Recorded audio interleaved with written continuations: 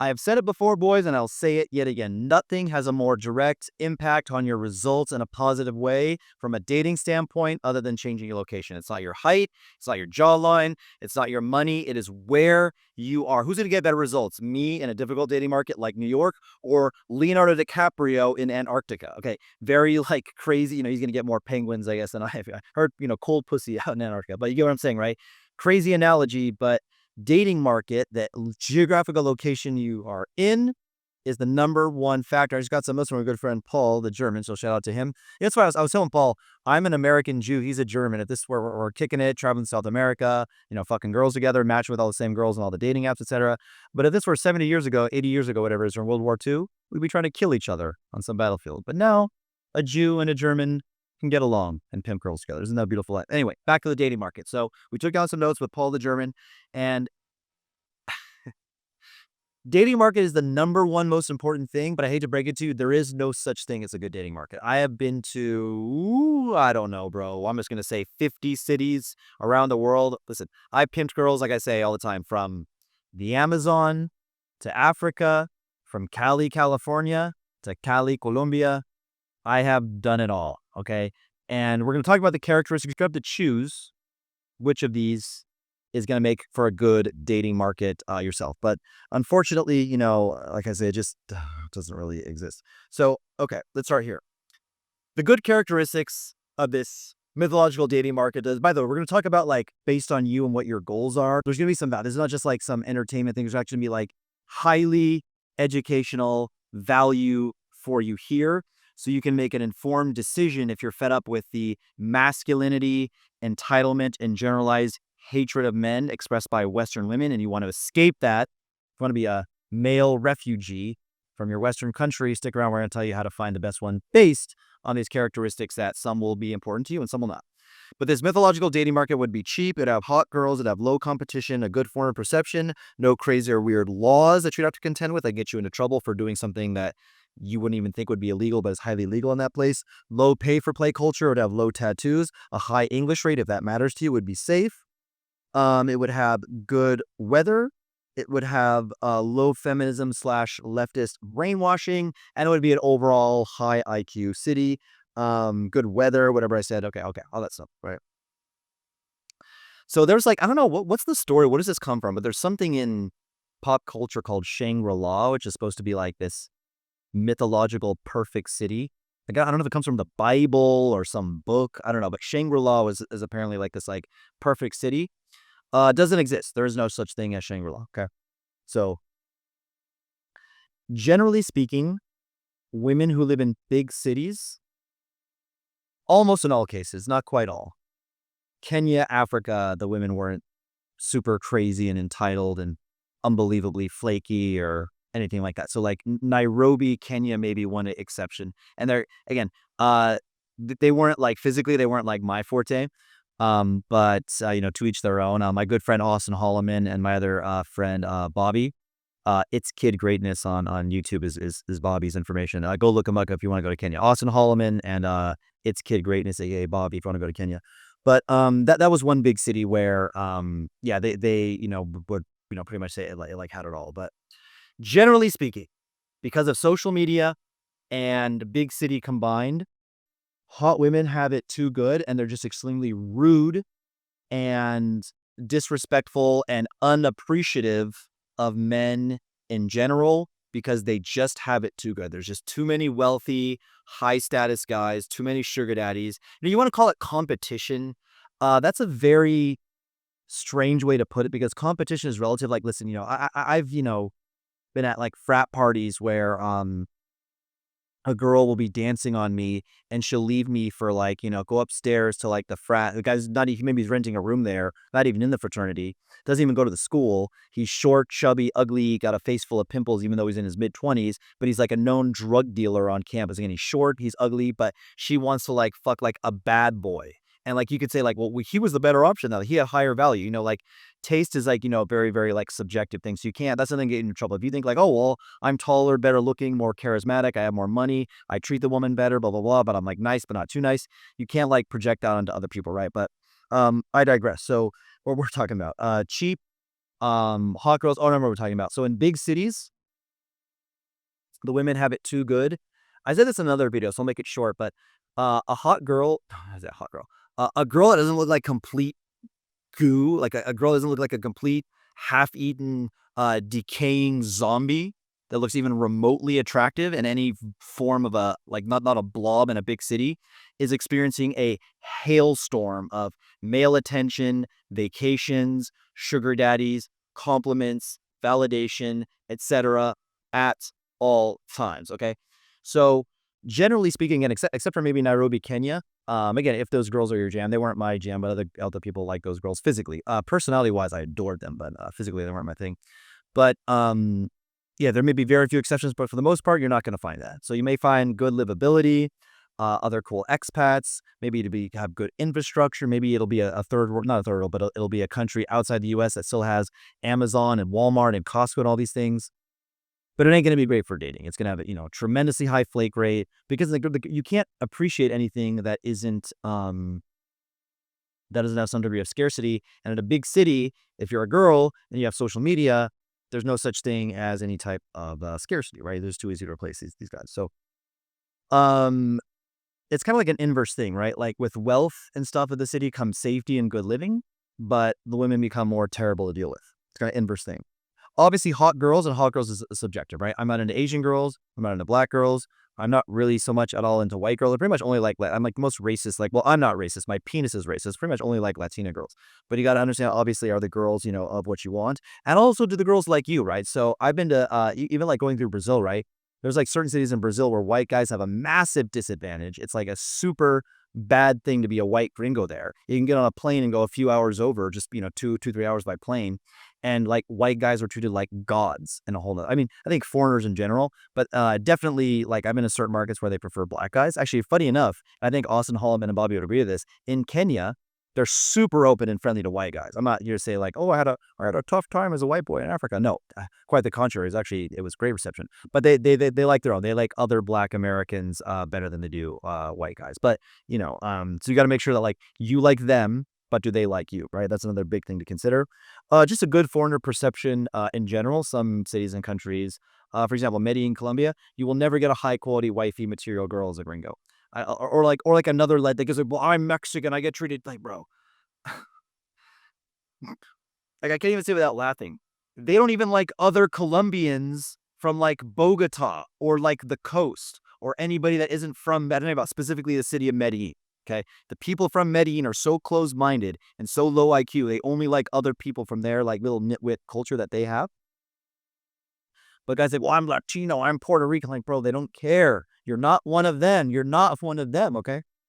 Nothing to look out for aside from, maybe not going to a big city where there's too much wealth, or understanding that, you're shooting yourself in the foot. You're putting yourself in a more difficult situation. Look, if you're like a 6'4", rich, 25-year-old male model looking motherfucker, sure, go to a rich city.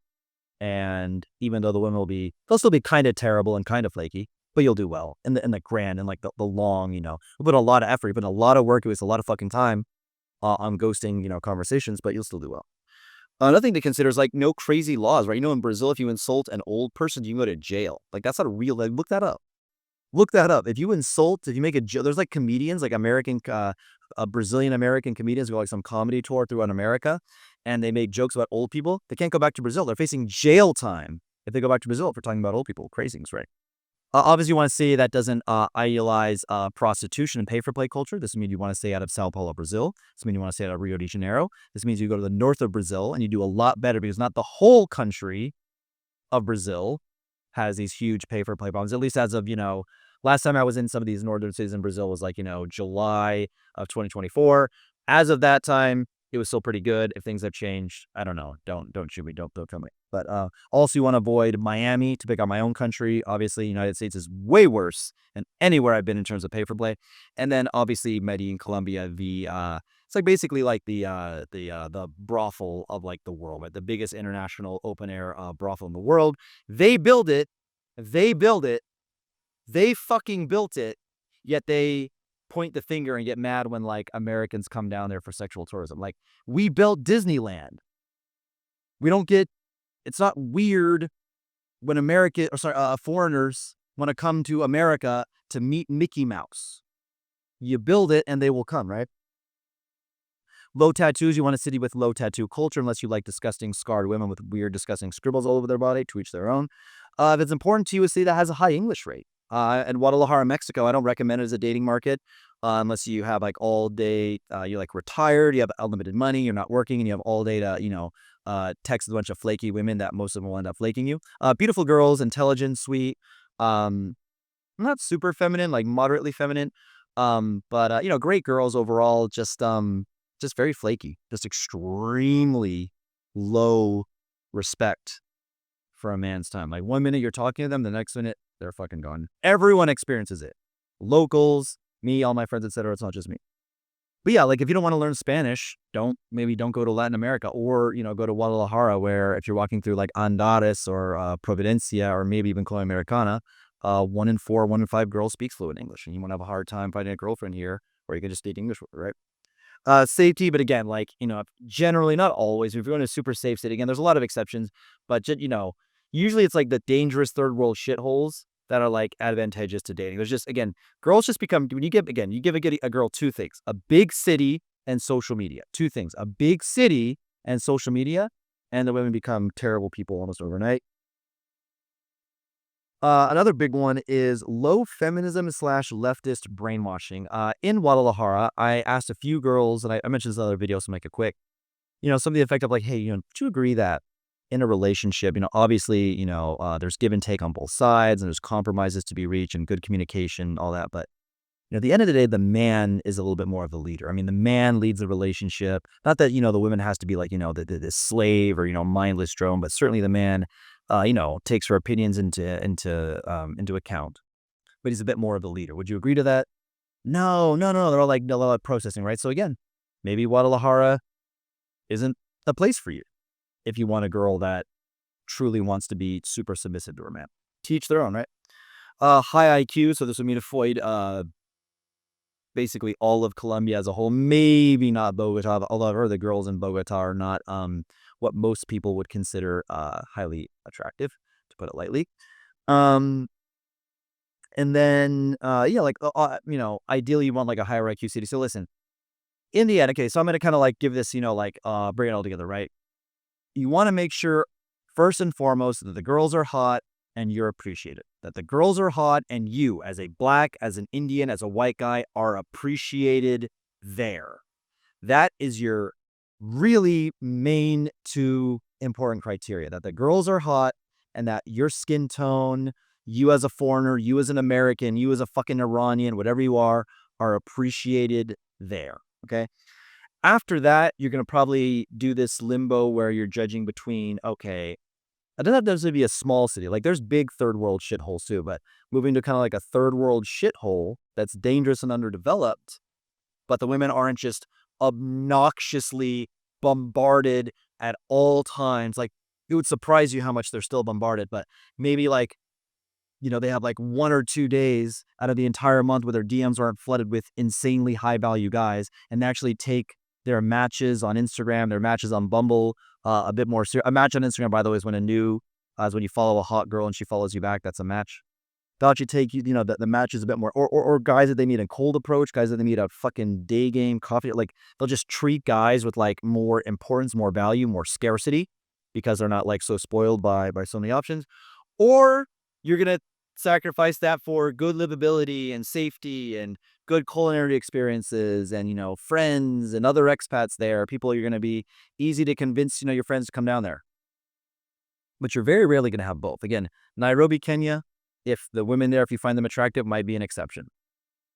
Definitely like in the nicer parts of, it's Africa, right? You're going to have random power outages all the time, and but it's still Africa. But I mean, like, very nice and very developed, very beautiful. In the nicest parts, right? Obviously, there's some horrible, horrible slums there. It is Africa, but assuming you jam with the women there, you could pretty much have it all. But again, I'd say that's a rare exception. And even Austin, I think it was one of my group chats. Austin Holloman, my good friend, the influencer who lives in Nairobi, Kenya, said he's like, oh, I think we got about 5 more years before like feminism takes hold here. He's like, the women are becoming more and more delusional, more entitled, and yeah, it's like I said in a previous video, like this whole shit's on a downward trend. So again, like if you're a white guy, you love Asian chicks, you don't want to learn a foreign language, Thailand, Philippines, done. Forget about it. Have a good life. If you're a black guy and you want to date a black girl, but more a Latina black girl, the DR, Rio, Salvador Bahia, Brazil. There's a lot of black girls there. If you're a black guy who wants white girls, Nordic countries, Finland, Sweden. But the thing, if femininity is very important to you, okay, maybe not. Maybe you want to go to somewhere in, let's just say, I don't want to say the name of this country, but if a country geographically close to Brazil and Argentina where they don't have very many black guys, but the Latinas are beautiful. They're white Latinas. And the few black guys that I did see there, boy, did they clean up, right? Because there's not many of them out there. So again, going back to like where you're appreciated, where you're exotic, where they appreciate foreigners in general, where you have a good balance of, not too dangerous and not too thoroughly and not too shitty, but also the girls aren't like too bombarded and with messages and they're not too flaky. Flakiness will be one of your big things, and don't make the mistake of like putting your Tinder or Bumble location. Now, first of all, you shouldn't be using dating apps anyway. The hottest girls are on Instagram. Shameless plug, if you want a free Instagram audit, having build you the best, most high status social media of your entire life, one that where you meet them directly on the app of Instagram or whether you meet them in person, you do an Instagram exchange instead of a phone number exchange, will just like take your value through the roof because you'll be speaking on stage, you'll be on a yacht, you'll be on a podcast, you'll be eating with friends, traveling, fun, good times. You'll be showing off your personality a good way. Go to my Instagram, RedBeardRants1, and we can talk you into a free audit. Message me the word audit to RedBeardRants1 on Instagram. The keyword is audit, and we'll take a look at that. But yeah, it's all a balancing act, right? Because you're never like Shangri-La does not exist. Shangri-La does not exist. Again, just recap where you're appreciated, where you like the way that the women look. That's the number one thing. And just remember, like, we're there for dating. You don't want to go to like Sao Paulo and like, oh, it's a big city, reminds me of New York, and amazing culinary experiences and so developed and whatever. It's not even that. I mean, it is developed. It's extremely developed, but you know what I mean. It's not that developed. And like I said, it reminds you of New York. It's going to remind you of New York in the sense that every attractive girl expects to be paid money directly for existing, for breathing. So where you choose to date will be the single most important decision you ever make in your entire dating career. And that is my 2 cents on choosing a good dating market. Subscribe for more free Game Boys.